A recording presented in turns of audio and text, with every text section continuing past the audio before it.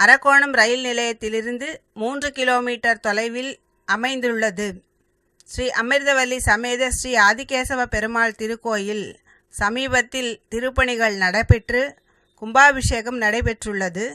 கிராம திருக்கோயில்கள் அனைத்திலும் இதுபோன்ற திருப்பணிகளும் உற்சவங்களும் நடைபெற வேண்டும் என்பதே எங்கள் அமைப்பின் நோக்கமாகும்.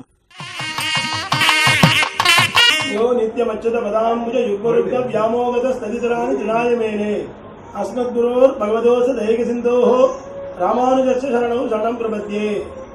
ஸ்ரீ வைஷ்ணவ சம்பிரதாயத்திலே எம்பெருமான் 5 நிலைகளிலே எழுந்தருளியிருக்கின்றார் என்று சம்பிரதாயம்.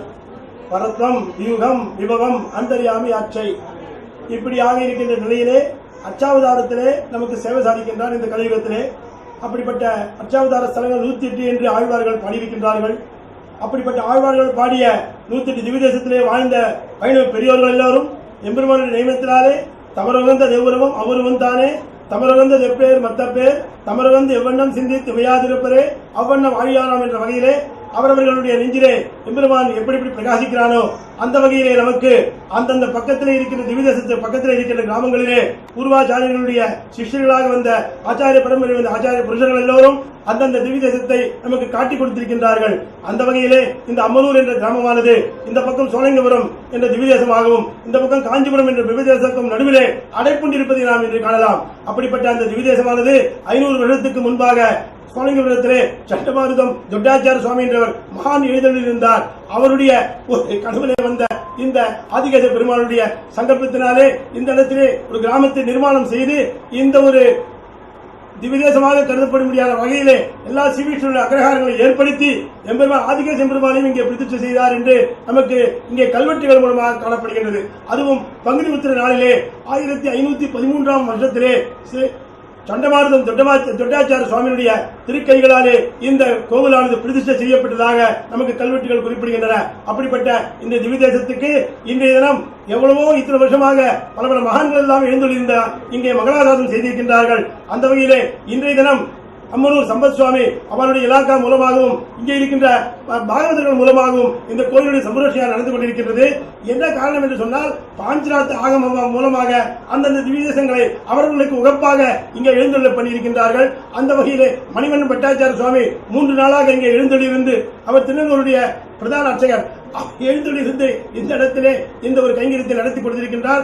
ஆச்சரியமான இந்த சந்தர்ப்பத்திலே ஆன்மீக சேவை செய்து கொண்டிருக்கும் ராஜலட்சுமி அம்மா அவர்கள் இந்த ஒரு பெரிய கைங்கரியத்தை சென்னையில் 108 என்ற திவ்யதேசம் மூலமாக எந்தெந்த திவ்யதேச பெருமான்கள் எல்லாம் சென்னையிலே வந்து பிற கோவில்களிலே அடைப்புண்ட காலத்தில் எல்லாம் எடுத்துக்காட்ட முடியாத வகையிலே தமிழிலும் ஆங்கிலத்திலும் புத்தகங்கள் வெளியிட்டிருக்கின்றார்கள். இப்பொழுது வீடியோ மூலமாக ஒவ்வொரு திவ்யதேசமும் சென்னையிலே இருக்கிறதை காண்பிருக்கின்றார். அந்த வகையிலே அம்மனூர் கிராமத்துக்கு அந்த அம்மா இங்கே வந்திருந்து பரம பக்தர் திருவேங்கடமுடி ஆண்ட பரம பக்தராக இருந்து அங்கிருந்து நேராக இப்பொழுது வந்து இந்த இடத்திலே அம்மனூர் சம்பரோஷனை நமக்கு கண்முன்னாக காட்ட முடியாத வகையிலே எடுத்திருக்கின்றார்கள். எல்லோருக்கும் இப்படிப்பட்ட ஒரு வாய்ப்பை கொடுத்திருக்கின்றார் இந்த ஊரத்திலே.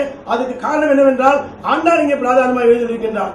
அதனால சீமத்தை விஜயித்தாரே மனோநந்தியாகவே நந்தனந்த சுந்தரி கோதாரி துமங்கலம் என்று சொல்லி கலியுகத்திலே ஆண்டாள் பிரதானம். ஆண்டாளை சேவித்தமையானால் பிறகு எல்லா பெருமாளையும் சேவிக்கலாம்.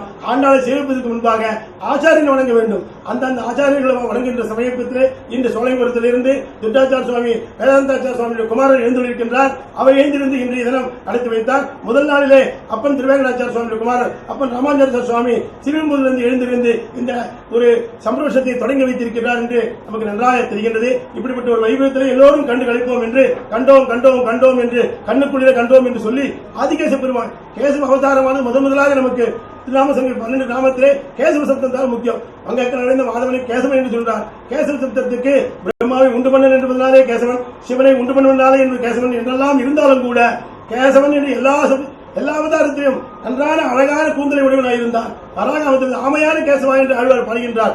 ஆமை அவதாரத்தில் கூட கேசவ சப்தத்தினாலே இன்று ஸ்ரீபாகத்திலே ஸ்ரீகுருமத்திலையும் பார்க்கலாம். அப்படியாக அழகான கேசவ உடைய அந்த எம்பெருமான் இங்கே எழுந்தளிக்கின்றார். அப்படிப்பட்ட ஒரு கண்கொள்ளா காட்சியை நாம் கண்டு சீமத்தை விசித்தாரே மனோநந்திகவே நந்தானந்தன சுந்தரி உதானித்தவங்கள் சிவதே ரமுஜாமாத்து மஹேந்திராய மகாத்மனே ஸ்ரீரங்க வாசனேபியா நித்திய